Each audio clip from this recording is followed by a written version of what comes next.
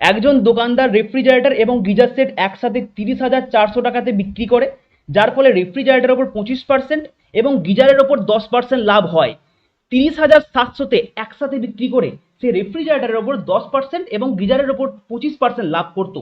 এখন যদি গিজারটি 17% লাভে বিক্রি করা হয়, তাহলে গিজারের বিক্রয় মূল্য কত? এবার যারা যারা জানো তারা ঠিক আছে, যারা জানো না তারা একটু দেখে নাও। এই ধরনের অঙ্ক যখন আমরা বিক্রয় মূল্য চাইবে, ভালো করে জিনিসটা শুনে নাও, যখনই বিক্রয় মূল্য চাইবে কোনো অঙ্কের, তোমাদের পুরোটা পড়ার দরকার নেই ভাই, পুরোটা পড়ে টাইম ওয়েস্ট করো না। তোমরা আগে দেখে নেবে যে কত পার্সেন্ট প্রফিট বা কত পার্সেন্ট লস বলেছে। আমার দেখো 17% প্রফিট, মানে 100-র জিনিসটা আমি 17% লাভে সেল করছি, মানে 117-য় সেল করছি। বুঝতে পারছো কি বলতে চাইছি? 100 জিনিসটা আমি 117-তে সেল করছি। 117-তে সেল করছি মানে দেখো 117 মানে কি, 13 9 তো 117, 13 9 117, 9-এর মাল্টিপেল, 9-এর মাল্টিপেল। আর 9-এর মাল্টিপেল দেখো অপশন সিতেই আছে, আর বাকিগুলো তোমরা চেক করে নিতে পারো, একমাত্র অপশন সিতেই 9-এর মাল্টিপেল আছে। এসএসসি এমটিএসে কিন্তু এই অঙ্কটা এসেছিল।